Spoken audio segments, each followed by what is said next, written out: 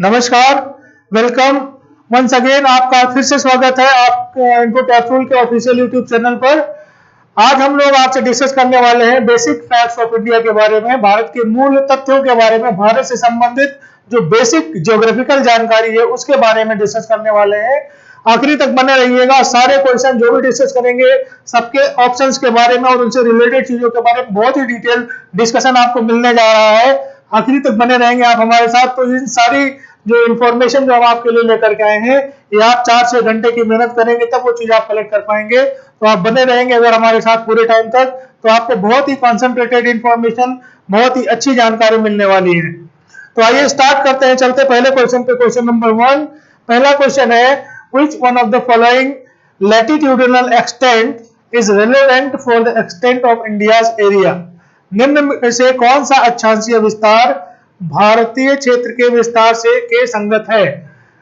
तो पहला ऑप्शन कह रहा है इसमें 8 डिग्री 41 मिनट नॉर्थ से लेकर के 35 डिग्री 7 मिनट। दूसरा है 8 डिग्री 4 मिनट से लेकर के 35 डिग्री 6 मिनट। तीसरा कह रहा है 8 डिग्री 4 मिनट से 37 डिग्री 6 मिनट। और चौथा ऑप्शन कह रहा है 6 डिग्री 45 मिनट से 37 डिग्री 6 मिनट तक। तो बेसिकली ये जो क्वेश्चन यहाँ पे पूछा जा रहा है, आपको ये बताना है दो चीजें होती है, एक होता है लैटिट्यूड, दूसरा होता है लॉन्गिट्यूड। तो लैटिट्यूड को हिंदी में अक्षांश कहते हैं और लॉन्गिट्यूड को देशांतर कहते हैं। जब आप मैप देखते हैं, आप ग्लोब देखते हैं, तो ग्लोब पे जो हॉरिजॉन्टल लाइंस होती हैं वो लैटिट्यूड कहलाती है, अक्षांश कहलाती हैं, जबकि जो वर्टिकल जो लाइंस बनाई जाती हैं उनको हम देशांतर कहते हैं। तो ये आपसे जो पूछा जा रहा है ये यानी कि ऊपर से नीचे का विस्तार पूछा जा रहा है भारत का, किस डिग्री से किस डिग्री के बीच में, ये आपको बताना है। तो बेसिकली इस क्वेश्चन का आंसर, क्योंकि ये फैक्ट बेस्ड क्वेश्चन है, तथ्य से आधारित है, क्योंकि भारत उत्तरी गोलार्ध में स्थित है तो सारे ऑप्शन उत्तरी गोलार्ध से नॉर्थ के जितने भी लैटिट्यूड आपको दिए गए, जितने भी अक्षांश यहाँ पर दिए गए हैं, सब उत्तर के अक्षांश है। उत्तर, क्योंकि भारत पूरी तरह से उत्तरी गोलार्ध में स्थित है। तो आइए देखते हैं इसमें बेसिकली इस क्वेश्चन का जो आंसर है 8 डिग्री 4 मिनट से लेकर के 37 डिग्री 6 मिनट, यानी कि ऑप्शन सी आपका सही आंसर है। फिर भी इसके बारे में आइए हम लोग डिटेल में थोड़ा सा स्टडी करेंगे। देखिए यहाँ पे ये जो भारत का निचला टिप यहाँ पे आप देख रहे हैं, ये वाला कन्याकुमारी के पास में, ये 8 डिग्री 4 मिनट का यहाँ पे वो है अक्षांश। ये जो सब इसके भारत के सबसे निचले टिप से यहाँ से जो लाइन गुजर रही है ये 8 डिग्री 4 मिनट की लाइन है। दूसरी जो सबसे ऊपर यहाँ से जो गुजर रही है, ये देख रहे हैं आप यहाँ पे, ये कितना 37 डिग्री 6 मिनट। तो इस तरह से हम बोलेंगे कि अब ये, क्योंकि भारत गोलार्ध में जो ग्लोब जैसा होता है, ग्लोब में अगर आप देखेंगे तो जैसे अगर ये पूरा ग्लोब होगा तो इस ग्लोब के जो ऊपर का हिस्सा होगा सब नॉर्थ लैटिट्यूड बनेगा, जितने नीचे वाले होंगे सब साउथ के लैटिट्यूड होंगे। तो इस तरह से 1 2 3 इस तरह से करके यहाँ पर आप 90 डिग्री तक पहुंचते हैं। तो अगर इसके सेंटर से नापेंगे तो ये खुद जो हमारा भूमध्य रेखा है ये 0 डिग्री, फिर 1 2 3 करके ऐसे जो हमारा जब आप पोल पे पहुंचेंगे तो ये 90 डिग्री का अक्षांश होगा। ठीक है, तो इस तरह से आपको जो अक्षांशीय विस्तार जो आपका दिया गया है वो यहाँ पे आपको दिया गया है 8 डिग्री 7 मिनट यहाँ पर और 37 डिग्री 6 मिनट, कुछ लगभग इतने के बीच में भारत जो है वो स्थित है। तो यहाँ से ये पोजीशन आपको पता चल रही है। अब आगे इसमें देखेंगे और डिटेल्स कर इसके बारे में जाएंगे। तो इसका जो भारत या सिंधु, जो हिंदू जो नाम पड़ा है, जो या सिंधु प्रदेश को कहा जाता था पहले, तो ये जो ईरानी यहाँ पर आते थे, पर्शिया के लोग, ईरान के लोग जो यहाँ पर आते थे, वो सिंधु का जो उच्चारण है, सिंधु नदी जो यहाँ पे बहा करती थी, अभी भी बहा करती है, तो उसका जो उच्चारण है वो शाह को हा के रूप में प्रोनाउंस करते हैं, तो इसलिए वो सिंधु को हिंदू बोलते थे। तो उनके द्वारा जो ये हिंदू जो नाम जो है वो ईरानियों का दिया हुआ नाम है। बेसिकली अगर देखा जाए उनके अभ्रंश उच्चारण के नाम इस क्षेत्र का नाम सिंधु प्रदेश या हिंदू प्रदेश कहा जाता था इसको। और जो भारतवर्ष जो इसका नाम है, भारत का नाम, वो भरत ट्राइब के नाम में या भरत जो राजा हुआ करते थे उनके नाम पर पड़ा हुआ है। यूरोपियों ने इसे अंग्रेजी में इंडिया, यानी कि भारत का नाम इंडिया नाम दिया अंग्रेजी में। इसका लोकेशन अगर हम बात करेंगे कि जैसा अभी हमने डिस्कस किया, ये पूरी तरह से नॉर्दर्न हेमिस्फीयर में उत्तरी गोलार्ध में स्थित है। यहाँ पर ये इसके नीचे दक्षिणी गोलार्ध है, ऊपर उत्तरी गोलार्ध है, यहाँ पे आप देख रहे हैं जो गोला बना हुआ है। तो ये पूरी तरह से भारत उत्तरी गोलार्ध में स्थित है। तो ये निचला हिस्सा 8 डिग्री 4 मिनट 37 डिग्री 6 मिनट, ये आपका 6 डिग्री 4 मिनट 6 डिग्री 4 मिनट और 37 डिग्री 6 मिनट का ये बीच में इसका जो स्थिति है। और इस तरह से देखेंगे पूर्वी हिस्से में भारत, अगर मतलब पश्चिमी और पूर्वी गोलार्ध की बात की जाए यानी कि अगर हम इस तरह से 0 डिग्री वाला जो वर्टिकल लाइन देशांतर से अगर हम बात देखेंगे तो भारत पूर्वी गोलार्ध में स्थित है, और इस तरह से भारत का जो स्थिति है वो 68 डिग्री 7 मिनट से लेकर के 97 डिग्री बाई 225 मिनट यहाँ पर आपको दिख रहा है। ये पूरी तरह से पूर्वी और उत्तरी गोलार्ध में स्थित है। सबसे उत्तरी बिंदु यानी कि जो आपने यहाँ पर अभी मैप पे देखा था पीछे, ये वाला जो पॉइंट है यहाँ पर, ये वाला पॉइंट 37 डिग्री 6 मिनट पर, ये इंदिरा फॉल कहलाता है, नॉर्दर्न मोस्ट पॉइंट। और सबसे दक्षिणी बिंदु जो है आपका यहाँ पर, वो हमारा अंडमान निकोबार में पिग्मेलियन पॉइंट या इंदिरा पॉइंट के नाम से जाना जाता है, वो सबसे दक्षिणी बिंदु है 8 डिग्री 4 मिनट पर।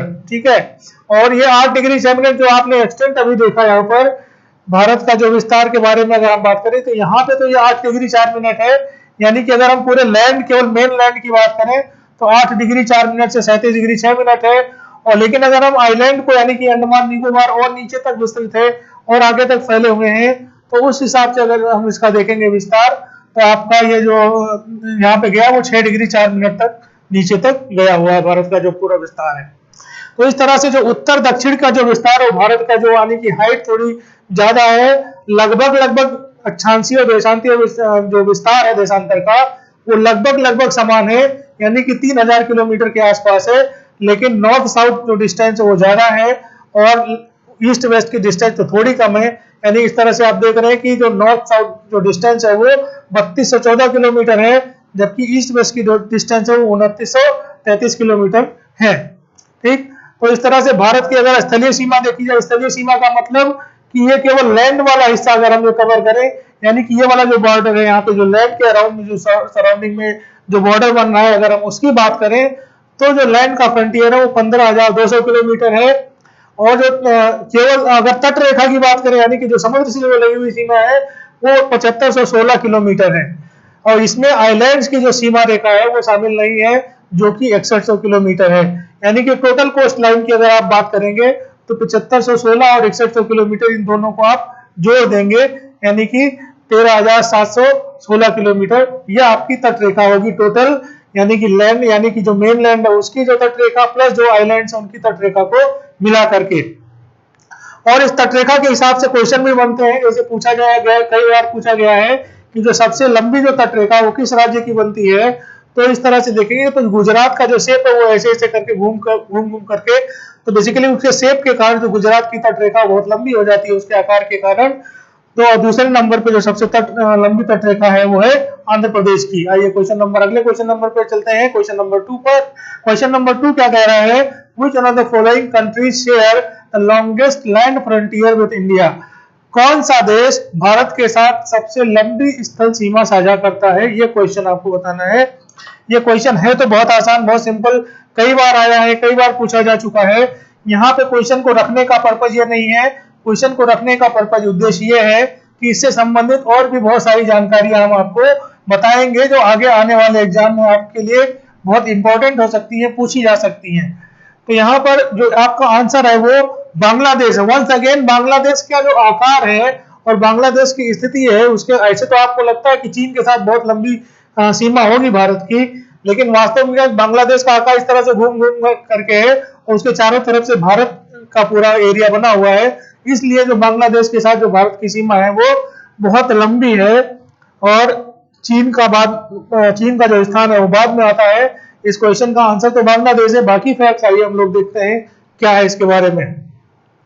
तो देख रहे हैं जैसे कि बांग्लादेश के साथ जो भारत की जो सीमा बन रही है वो 4096 किलोमीटर के आसपास है, और यहाँ पे जो राज्य है इससे के आसपास में पश्चिम बंगाल, असम, मेघालय, त्रिपुरा और मिजोरम, 5 राज्य हैं भारत के जो बांग्लादेश के चारों ओर से उसको सराउंड करते हैं, घेरते हैं।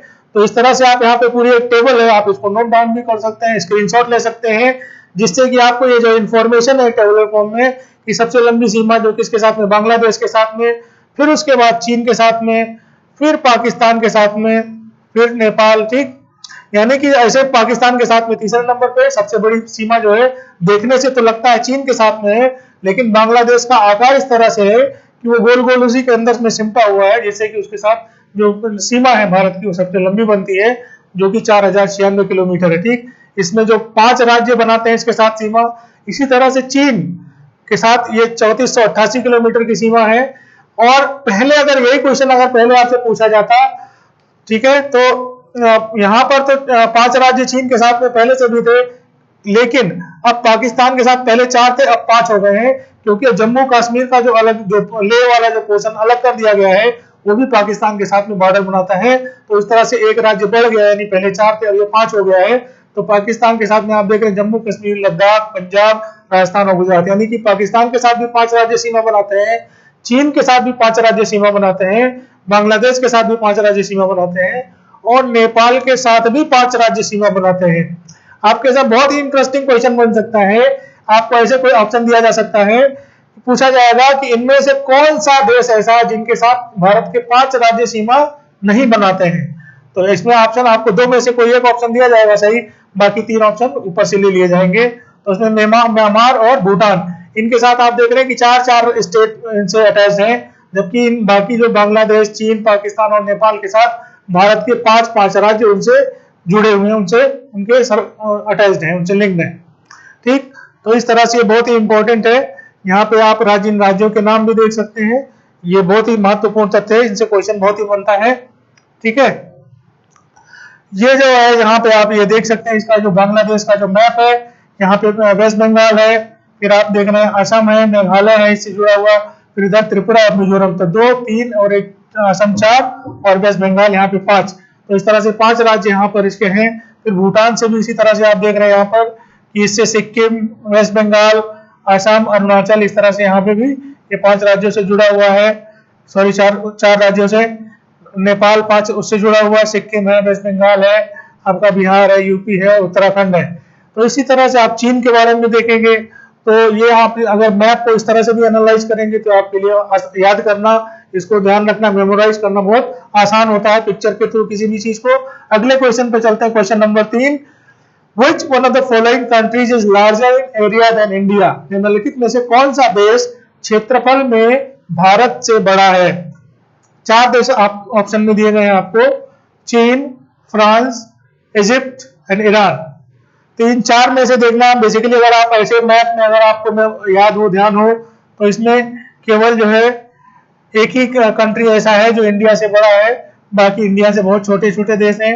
खास करके यूरोप में कोई भी कंट्री ऐसा नहीं है जो इंडिया से बड़ा हो। तो इसलिए जो बाकी इजिप्ट और ईरान भी छोटे ही हैं।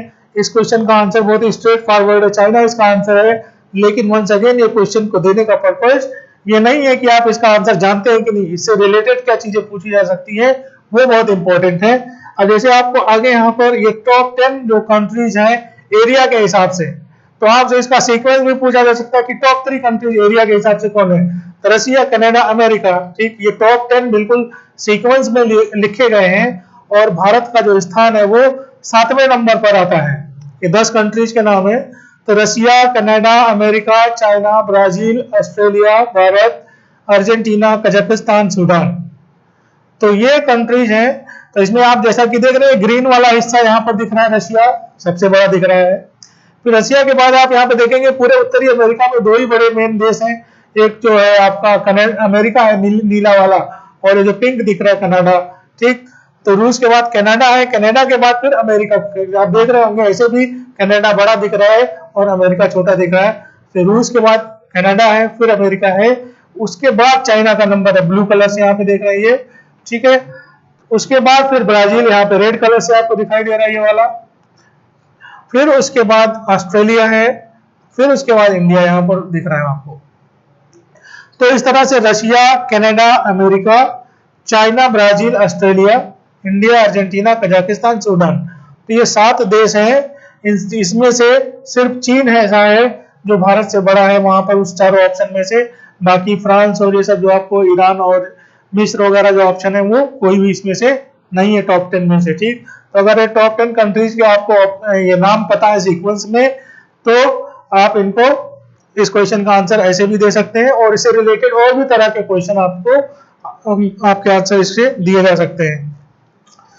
क्वेश्चन नंबर 4, क्वेश्चन नंबर 4 क्या कह रहा है, which one of the following longitudes is the standard meridian for India? निम्नलिखित में से कौन सा देशांतर जो है वो भारत का मानक मध्याह्न यानी कि भारत का जो मानक समय है वो किस देशांतर से लिया जाता है, ये क्वेश्चन पूछा गया है। तो क्वेश्चन इसका भी आप लोग अगर याद होगा, मेमोराइज होगा, तो वो 82.5 डिग्री यानी कि 82 डिग्री 30 मिनट पूर्वी देशांतर से भारत का समय लिया जाता है। देशांतर तो पूर्वी ही होगा क्योंकि भारत पूर्वी गोलार्ध में स्थित है। 82.5 होने का कारण क्या है, ये आप समझ लीजिए कि 82.5 डिग्री से ही क्यों लिया जाता है, क्योंकि अगर आप पूरे गोलार्ध को देखें तो कितने डिग्री का वो बनेगा, कोण बनेगा, कितने डिग्री का कोण बनेगा, लगभग मतलब पूरा जो एक सर्कल पे 360 डिग्री का कोण बनता है। तो वो गोलार्ध मतलब हमारे जो धरती है उसका गोले के अकॉर्डिंग भी, उस गोले के सराउंडिंग भी आपका 360 डिग्री का कोण बनेगा। अब क्या होता है कि जो भी मानक समय रखा जाता है वो आधे आधे घंटे के अंतराल पर रखा जाता है, यानी कि 30-30 मिनट के अंतराल पर मानक समय बनाए जाते हैं। मानक समय कितने मिनट के अंतराल पर होता है, 30 मिनट्स के डिफरेंस पर होता है। और जैसा कि आप जानते हैं कि 1 डिग्री में, यानी कि 1 डिग्री अगर देशांतर आप आगे बढ़ेंगे तो आपको 4 मिनट का डिफरेंस मिलता है। 1 डिग्री पे कितने, 1 डिग्री लॉन्गिट्यूड पे कितने मिनट का टाइम चलेंगे आप, 4 मिनट पर। ठीक, तो जब 1 डिग्री से 4 मिनट हुआ और आधे में 30 मिनट के डिफरेंस पर आपका वो बनता है, टाइम जोन बनता है, तो 30 मिनट के लिए कितना डिग्री चाहिए, तो आपको चाहिए इसके लिए 7 डिग्री और 30 मिनट का आपको कोण चाहिए। यहाँ पर 7 डिग्री 30 मिनट का आपको वो चलना पड़ेगा, तभी आपको ये 30 मिनट यानी कि 7 डिग्री 30 मिनट का कोण जो है वो 30 मिनट के समय के बराबर होगा। इस तरह से आप देखते हैं कि जो भी किसी भी कंट्री का जो टाइम जोन होगा वो 7 डिग्री 30 मिनट के गुणज में होगा। यानी कि 7 डिग्री 30 मिनट का गुणज क्या हो सकता है, अगला 15 डिग्री, फिर 22 डिग्री 30 मिनट, फिर आपका 22-30 डिग्री हो सकता है, फिर 30 के बाद 37 डिग्री 30 मिनट, फिर इसी तरह से करके आप 7.5 जोड़ते जाएंगे। तो 7.5 आप देख रहे हैं कि जो 82.3 डिग्री जो यानी कि 82 डिग्री जो 30 मिनट का यहाँ पे आपको ऑप्शन दिया गया है, ये भी 7.5 का मल्टीपल है। यानी कि कितना आ जाएगा आपका, कितना मतलब 13 के मतलब एक मल्टीपल में आएगा आपका, ये आएगा लगभग 11 डिग्री है ना। तो 11 डिग्रीज में मतलब 11 जो सेक्शन जब बनाएंगे आप 42.5 को 7.5 से जब डिवाइड करेंगे तो 11 आपको वो मिलेंगे। यानी कि 11 का आधा कितना हुआ, यानी क्योंकि एक सेगमेंट में एक टाइम जोन में आधे घंटे, तो 11 में कितने हुए, 5.5। इसीलिए जो भारत का जो मानक समय है वो जो इंटरनेशनल जो स्टैंडर्ड टाइम है IST, यानी कि जिसको GMT भी कहा जाता है, ग्रीनविच मीन टाइम कहा जाता है, जो 0 डिग्री यहाँ से इसका जो टाइम है वो 5.5 घंटे आगे है। ठीक है, तो यहाँ से इतने क्वेश्चन बनते हैं कि 82.5 क्यों है, क्योंकि 7.5 का मल्टीपल होना चाहिए, 30 मिनट के डिफरेंस पर होता है, इसलिए हमेशा वो जो है चलेगा वो 7.5 के डिफरेंस पर ही चलेगा। इसलिए यहाँ पे जो भारत का मानक समय है वो 82.5 डिग्री से ही लिया जाता है। अब क्योंकि 82.5 को जब हम 7.5 से डिवाइड करेंगे तो आपको कितना मिलेगा, 11। तो 11 टाइम जोन में कितने का डिफरेंस आएगा, 5.5 घंटे का। यानी कि इंटरनेशनल स्टैंडर्ड टाइम है, वहां से जो भारत का जो समय है वो 5.5 घंटे आगे है।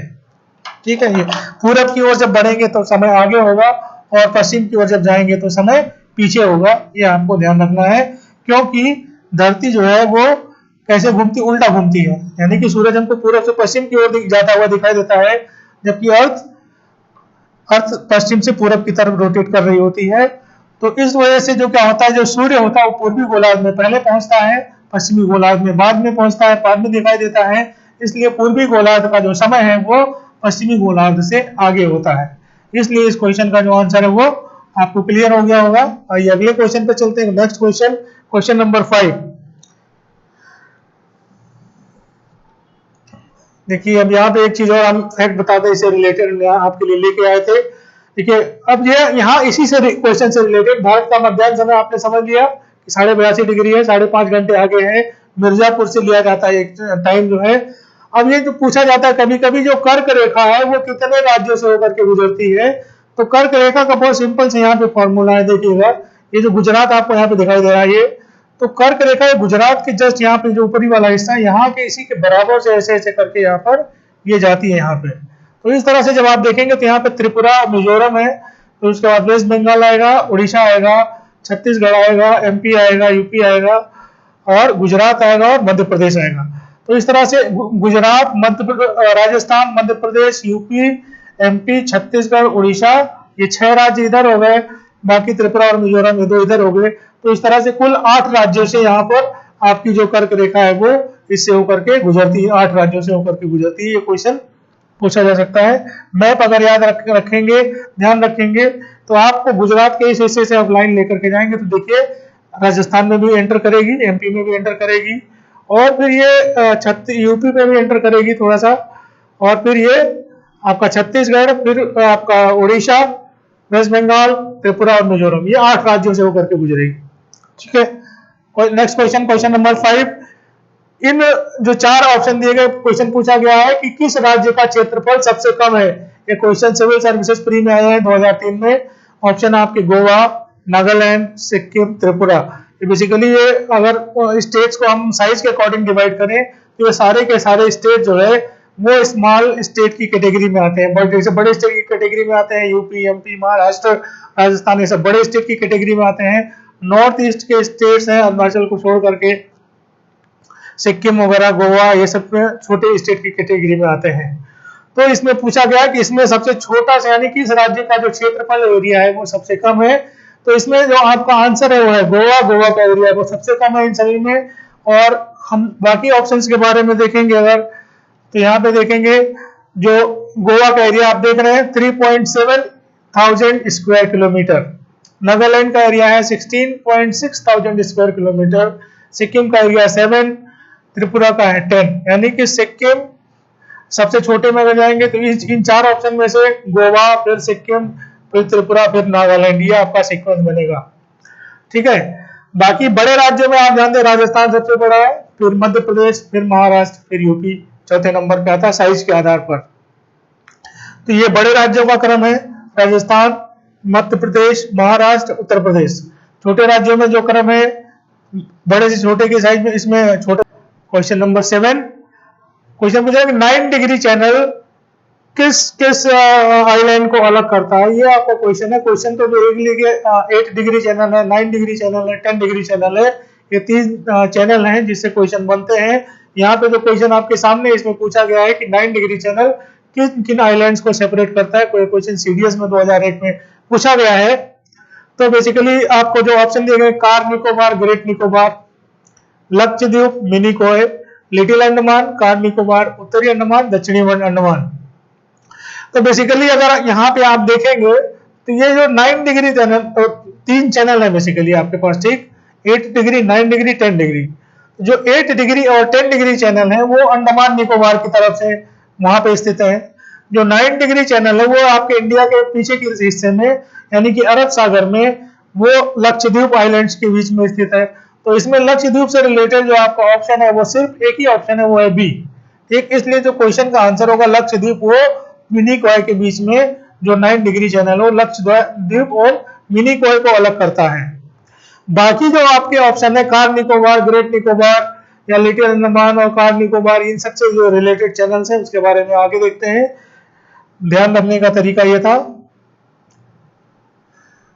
ये है देखिए यहाँ पे ये लिटिल अंडमान और कार निकोबार। बेसिकली अगर ऐसे आप ब्रॉडली इसको देखेंगे इस हिस्से को, तो ये अंडमान निकोबार 2 पार्ट में डिवाइडेड है। ऊपर का हिस्सा अंडमान है और नीचे का हिस्सा निकोबार है। तो ये जो लिटिल अंडमान, जो अंडमान का सबसे निचला हिस्सा है, और ये कार निकोबार, निकोबार आइलैंड्स का सबसे ऊपरी हिस्सा है, ऊपरी आइलैंड है।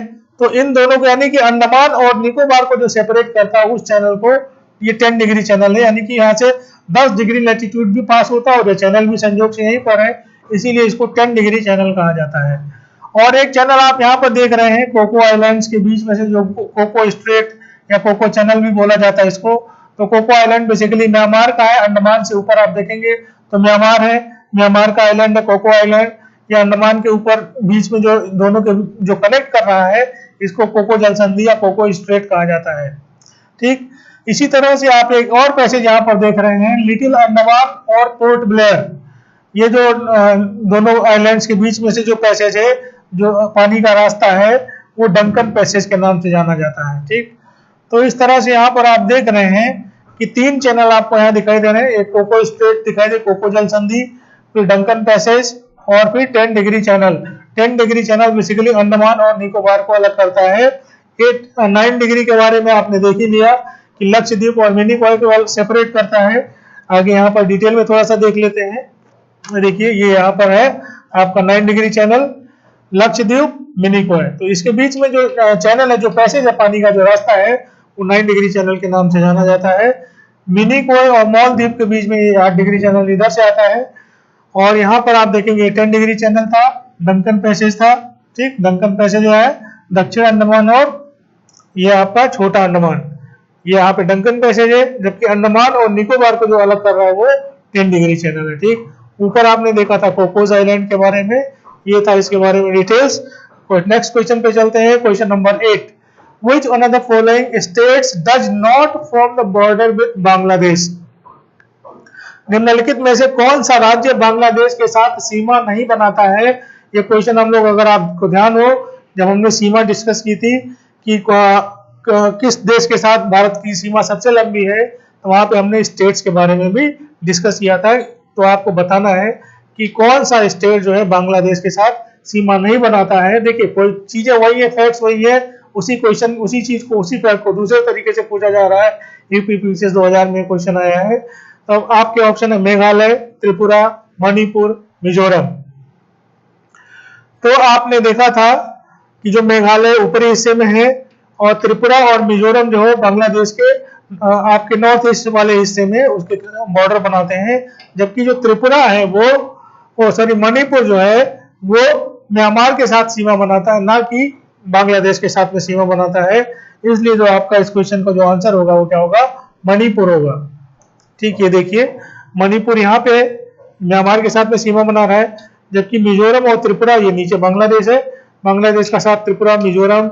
यहाँ पे देखिए ग्रीन वाला मेघालय और ये वेस्ट बंगाल और ये पीला वाला जो है असम। तो ये 5 जो स्टेट है इंडिया के, वेस्ट बंगाल, असम, मेघालय, मिजोरम और त्रिपुरा, ये जो है बांग्लादेश के साथ में सीमा बनाते हैं। मणिपुर, नागालैंड, अरुणाचल, ये सब म्यांमार के साथ सीमा बनाते हैं। ठीक है, नेक्स्ट क्वेश्चन पे चलते हैं।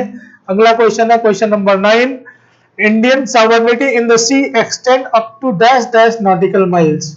जो भारतीय संप्रभुता, संप्रभुता का मतलब कि भारत का पूरा वहां तक पूरा कंट्रोल है, वो कितना डिस्टेंस है समुद्र में, कितने समुद्री मील तक भारत अपने जो सीमा को कंट्रोल करता है, समुद्री सीमा को, ये क्वेश्चन है बेसिकली आपका यहाँ पे। ठीक, तो ये जो भी क्वेश्चन है, इस क्वेश्चन का आंसर है सी, यानी कि 12 नॉटिकल माइल्स। 12 नॉटिकल माइल्स क्या है कि इंटरनेशनल लॉ है इससे रिलेटेड, जिसको बोला जाता है United Nations convention on the law of seize.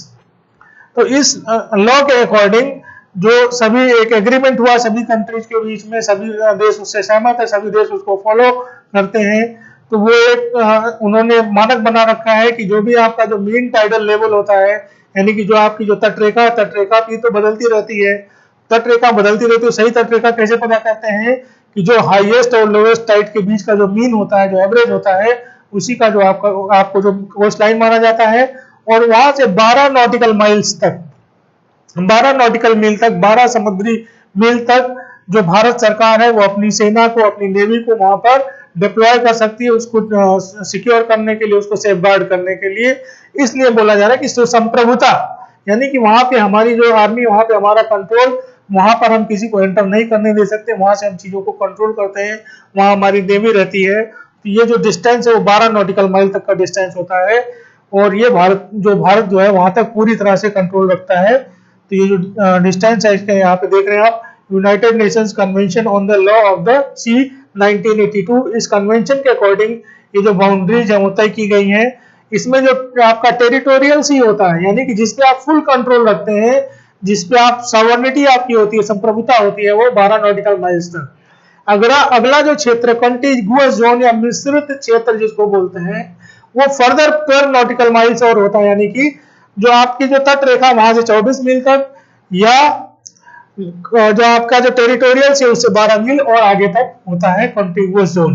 ठीक, इसको बोलते हैं कॉन्टिगुअस या मिश्रित क्षेत्र, यानी कि जो फर्दर 12 नॉटिकल माइल आपको मिला है वो वहां तक बाकी चीजों के उसके लिए मॉनिटरिंग के लिए, निगरानी के लिए आप वहां तक फर्दर जा सकते हैं। बाकी जो ये 200 नॉटिकल माइल्स, ठीक है, यानी कि आपकी तटरेखा यहाँ पे देखिए तीन चीजें हैं। एक तो यहाँ से 12 नॉटिकल माइल, फिर दूसरा फर्दर 12 नॉटिकल माइल यानी कि 24 नॉटिकल माइल कर दिया गया है, फिर उसके बाद 200 नॉटिकल माइल्स तक का कर दिया गया है। ठीक, नॉटिकल माइल्स ध्यान रखेंगे यहाँ पे 1852 जो है मीटर का एक होता है वो, ठीक, या 1.852 किलोमीटर या 1852 मीटर में एक नॉटिकल माइल्स का इतना मतलब जो लेंथ होता है वो इतने मीटर, यानी कि 1852 मीटर या 1.852 किलोमीटर होते हैं एक नॉटिकल माइल्स में। तो इतने हिसाब से आप 200 नॉटिकल माइल तक आपका एक्सक्लूसिव इकोनॉमिक जोन कहलाता है। एक्सक्लूसिव इकोनॉमिक विशिष्ट आर्थिक क्षेत्र, तो विशिष्ट आर्थिक क्षेत्र वो हिस्सा है जहां पर आप इस जो ओशन का, जो समुद्र का जो इकोनॉमिकली आप एक्सप्लॉइट कर सकते हैं, वहां पे जैसे पेट्रोलियम है आपका, जो वहां पे और इस तरह के जो नेचुरल रिसोर्सेज हैं जो भी वहां पे मिलते हैं वो आप उनको एक्सप्लॉइट कर सकते हैं इकोनॉमिकली, वहां तक आप यूज कर सकते हैं समुद्र को।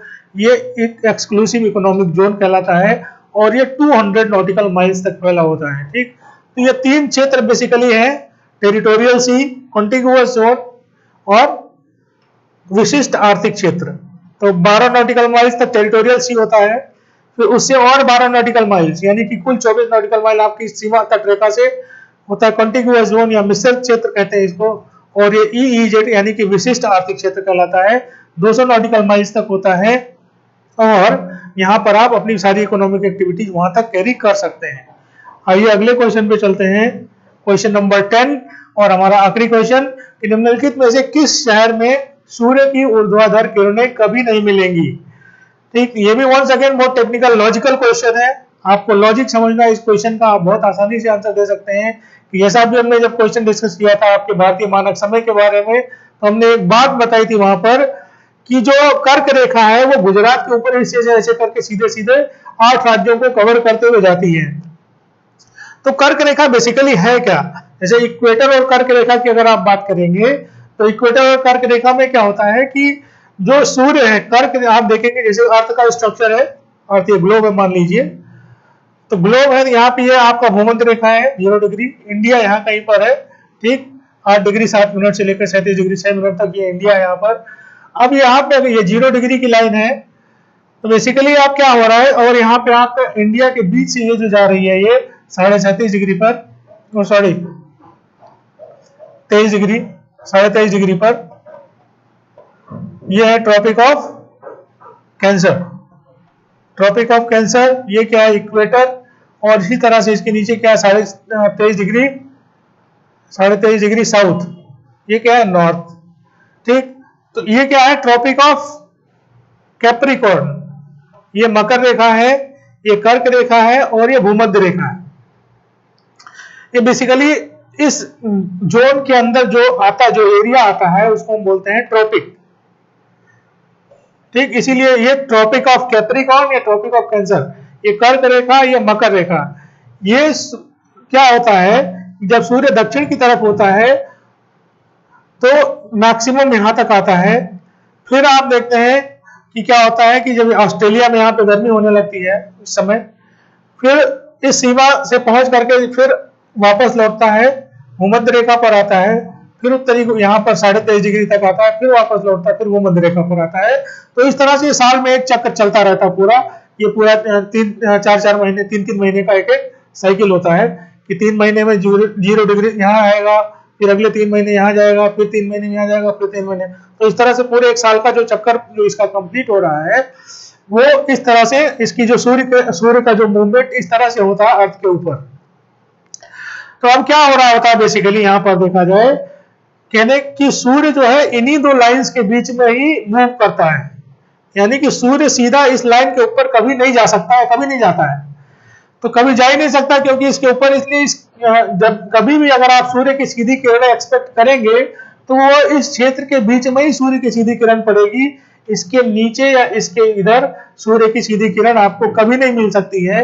यानी कि बस आपको इस क्वेश्चन में यहाँ पे क्या देखना है कि इस लाइन के ऊपर कौन सा ऐसा सिटी है जो इस कर्क रेखा के ऊपर है, बाकी सारे उस कर्क रेखा के नीचे हैं। तो जो इस लाइन के ऊपर है वहां पे सूर्य की सीधी किरणें नहीं पड़ेंगी, इस लाइन के जो नीचे है वहां कभी ना कभी सूर्य की किरणें सीधी तो पड़ती ही होंगी। इसलिए इस क्वेश्चन का जो आपका आंसर है वो श्रीनगर, क्योंकि श्रीनगर तो यहाँ है जम्मू कश्मीर। ठीक, बाकी मुंबई क्या है, नीचे है आपका, गुजरात से नीचे ही पड़ता है महाराष्ट्र, मुंबई कोलकाता इधर पड़ता है यहाँ पे, फिर आपका त्रिवेंद्रम केरला में पड़ता है। तो इस तरह से जो पूरा हिस्सा है आपका केवल जम्मू है, जो श्रीनगर है वही उसके ऊपर है कर्क रेखा के, बाकी जितने भी शहर दिए गए हैं वो कर्क रेखा से नीचे हैं, इसलिए इन्हें सूर्य की किरणें सीधी मिलेंगी, लेकिन श्रीनगर में कभी भी सूर्य की किरण सीधी नहीं मिल सकती। इसलिए इस क्वेश्चन का जो आपका आंसर है वो है श्रीनगर। ठीक है, यहाँ पे आप देख लीजिए वो जो हमने अभी बताया था कि कर्क रेखा ऐसे ऐसे गुजर रही है, तो आप देख रहे हैं यहाँ पे कोलकाता नीचे आएगा, मुंबई यहाँ पे आएगा और त्रिवेंद्रम यहाँ पे आएगा। तो इस तरह से ये तीनों जो सिटीज हैं वो इस कर्क रेखा के नीचे है। तो यहाँ पे वर्ष के दौरान कभी ना कभी सूर्य यहाँ से होकर के गुजरता ही होगा, या इनके ऊपर सीधी उसकी किरणें पड़ी नहीं होंगी, लेकिन सूर्य इसके ऊपर क्योंकि जाता ही नहीं कर्क रेखा के ऊपर, तो वहां पे सीधी किरणें पड़ने का कभी सवाल ही नहीं होता है। ठीक, इसलिए इस क्वेश्चन का आंसर था ये। और थैंक यू, आज के लिए इतना ही बस। और सबसे पहले आपको क्या करना है, इस चैनल को सब्सक्राइब करना, लाइक करना, मैक्सिमम शेयर करना अपने फ्रेंड्स के साथ में, और इसके साथ ही आप हमारी वेबसाइट